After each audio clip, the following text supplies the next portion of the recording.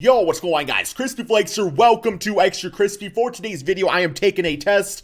It's called Can You Make Reads Like Chris Paul? So this is a video by Vision Driven Basketball. About a week ago or so, I did one about LeBron James. And, you know, LeBron's like 6'8", like 1 billion pounds, pure muscle. I am not that, but I still did pretty good with it. But I feel like, you know, built-wise, I mean, I'm like 5'8", 1 billion pounds of pure not muscle, but you know, Chris Paul's 6 foot, so I'm closer to Chris Paul than I am LeBron James. So it's gonna be interesting to see how I do with this one. You know, with a guy that's like an actual, like, you know, I don't know what I'm trying to say, man, but you know, not LeBron James. Let's go ahead and get going on this because you know, CP3 definitely gets by with his basketball IQ and everything, and just being smarter than the competition out there. So here we go. Chris Paul is undoubtedly one of the best point guards to ever play in the NBA. He's had to develop his skill level and his basketball IQ to an extremely high level to be able to dominate in a game where he's barely 6 feet tall. In this video, I'm going to give you guys 7 barely clips, 6 foot, guys. And I'll pause in the middle of each one right before there's a decision to be made.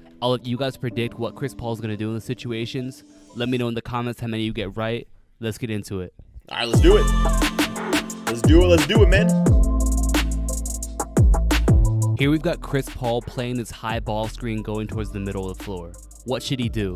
Should he continue to attack downhill to the left and try and score at the basket? Should he take this pull-up near the free throw line? Or should he throw this lob to the cutter on the baseline? Okay, I'm going to say in this case, I'm probably doing the pull-up because, like, you know, Joel Embiid is probably out of the corner of his eye, kind of like watching the backdoor cutter right here. So, I mean, that's gonna keep him from really committing to CP3. I would not try throwing the lob because you're going to be throwing it over to Embiid and Ben Simmons, and that's probably just not going to happen. So, I feel like just having the cutter right here is going to free up enough space, you know, for the mid-range pull-up for CP3. That's probably what I would do. Let's see. I think that's probably the best choice. Now, if Joel Embiid commits, then maybe you go for the oop. All right, well, okay, well. This is part of what makes Chris Paul so hard to stop. When he comes off the screen, he sees that he has the attention of 3 defenders. I guess I forgot to take into consideration that Joel Embiid and Ben Simmons are not 20 feet tall, so just throwing a little lob pass over is not that big a deal. Okay, my bad. Specifically Ben Simmons, whose attention is completely on Paul and not on the guy in the corner. So Chris Paul takes another dribble towards the paint to make sure he draws in Embiid and See, I didn't think Embiid was going to easy lob to his cutting teammate. I was going to stay back a little bit, though. In this clip, Chris Paul's coming up the floor, getting ready for this drag screen to be first. I would curb stomp him and bam, shoot it right there, bro. Set. Jamal Murray ices it and tries to force Chris Paul to stay sideline. What should he do in this situation? Should he use his ball screen to the middle like normal? Should he sell that middle drive and then use Nerlens Noel to twist his ball screen and attack towards the wing? Or should he draw Murray out and then attack him in an ISO situation?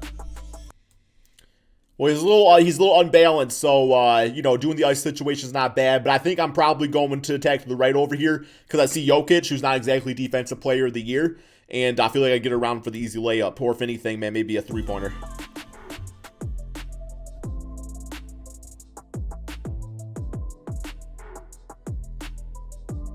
Hey, there we go. Hey, what I say, man? What I say? Yes, Chris sir. Paul and Noel do a great job on this play of using that ice coverage against Jamal Murray. By Jamal Murray jumping up and trying to prevent Chris Paul from using that screen going towards the middle, Noel is able to twist that ball screen, which is going to allow Chris Paul to come off towards the sideline. And because Jamal Murray's already jumped over the screen, it's going to put him in whoever offense on Jokic screen, leaving Chris Paul with Jokic and drop coverage for an easy whoever offense, man. Shot. In this clip, Chris Paul's coming up the floor again for this drag screen. The screener's defender jumps out the hard hedge. What's the read right here? Should he try and split the hedge? Should he try and bounce out and around the hedge? Or should he reject the screen and attack towards the sideline? I think I'm going to attack towards the sideline right here, man. And then what I'm going to do is I'm going to have Gallo kind of stay back, you know, for a trailer 3. Because, I mean, it's either these guys are going to come to help, or Gallo's going to be open, you know what I'm saying? So I guess this guy could stay with Gallo, so that could kind of make things a little bit more difficult, but I think I'm going to try to attack around right there. You could also go through it, though, use the body of Gallo, I guess. Hey, it's like I just watched the video, man. This header That jumps out last way one was too my early on this answer. drag I said that one last. because the screen hasn't really even been set. So by the time the hedgeman is in position, the screener's still moving towards Chris Paul's man to set that screen up, meaning there's going to be a lot of room between the screener and that hedge guy for Chris Paul to be able to split and get downhill. Screen almost. And typically when you get to the middle of the defense like that, only good things are going to happen. It's just low-key a moving screen. This time, I'll let you decide with no options. How should Chris Paul play this ball screen? Oh, boy. Okay, so you don't want to roll around it because you're rolling right into the defender. I think I might give a little right here. Have this dude kind of coast out to the right. I'm really going to have everybody rotate out to the right, man. I think I'm going to pass right here for the three-point shot. I don't think Michael Porter. No, it's not Michael Porter, but who the hell is that, man? He ain't going to, clear enough space right there to get on this dude. So probably dishing out to the right for the pull-up three.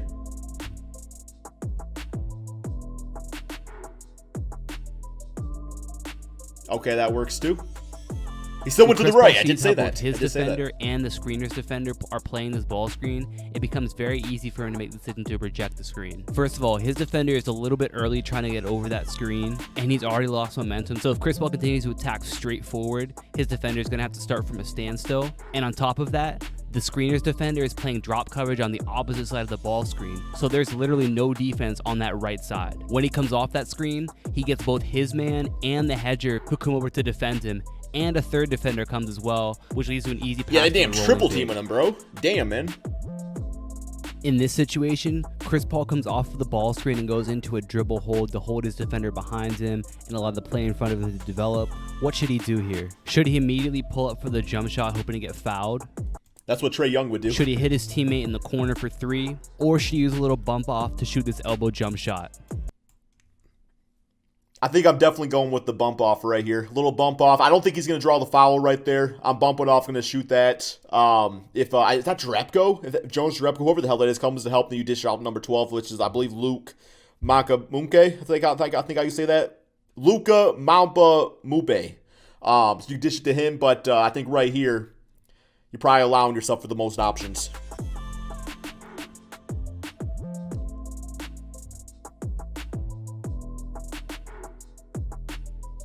That's what I said, man. That's what I said, guys.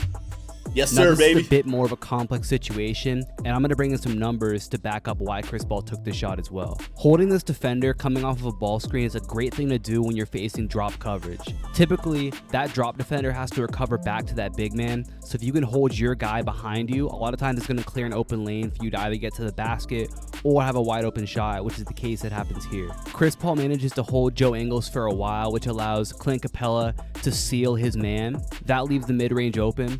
Chris Paul does have a teammate open in the corner, and that wouldn't be a bad pass to make. But out of a ball screen since 2013, Chris Paul has shot the most amount of shots from the elbow area, and he also has the highest efficiency in that area in the entire NBA. So him getting a look from the elbow is the best shot the Rockets are going to get on this possession. Let's switch it up a little bit for this play. For this situation, I want you to think of both ways Donovan Mitchell could react after he gets past this screen here. Once you think of both of those options, I want you to think of what Chris Paul should do in each situation. Okay, so obviously if he comes helping double team, then you're going to dish it off to, I believe that's PJ Tucker.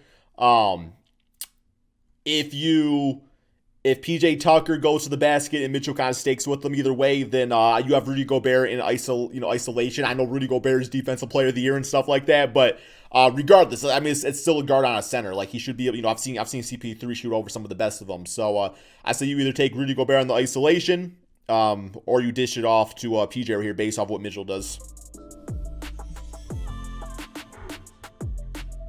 What do y'all think, man? I got that right? I would actually coast so far was PJ. Yup, what'd I say, man? What'd I say, guys? Coast over, man. So here are the two options that Donovan Mitchell has after he goes under this ball screen. The first would be to stay with PJ Tucker to make sure that he doesn't get an open three and let Rudy Gobert stay one-on-one with Chris Paul with help to his left side. Or the other option is to recover back to Chris Paul and essentially bring a double team with him and Gobert, which would leave PJ Tucker open. Which is pointless because CP3 is going to make that read. But obviously, number one, if Rudy Gobert is guarding you, then you beat him, get by him, and either finish at the basket or you make a pass. Or like what happens in the clip, if Donovan Mitchell rotates over for a double team, then you hit PJ Tucker on the pop and he has a wide open three. For this last one, let's look at some off-ball movement. Watch how the defender is playing it and predict the read that Chris Paul is going to make right here. Ooh, okay. Ooh, the read on this one, man. Well, he's almost setting like a double screen. So you can almost just pull that up for 3. This one's a little difficult, actually, man, because you don't really get much space here with Tucker, with Jay Crowder on him. I'm going to guess, you know, if Luke is setting the pick here mainly on Derek Favors, he should be able to go around to the right and either go up for the layup. Or, you know, if either one of these guys help, then you can dish it out to the corner to either Gerald Green or PJ Tucker. So I'm going around the right for sure. Well, okay. Chris Paul. Well, I said that at first, though, right? Very well with his first pin down screen, which, yes, it is a push off. It was a foul, but guys get away with that all the time in the NBA. He then comes up to this dribble handoff, which is going to turn into another pin down screen. And because his defender is scrambling to catch up after having to go under the first screen, he ends up having to go under this handoff / screen as well. So Chris Paul basically takes a dribble and uses the screen as a flare while his defender goes under. Chris Paul takes advantage of that and shoots the open 3.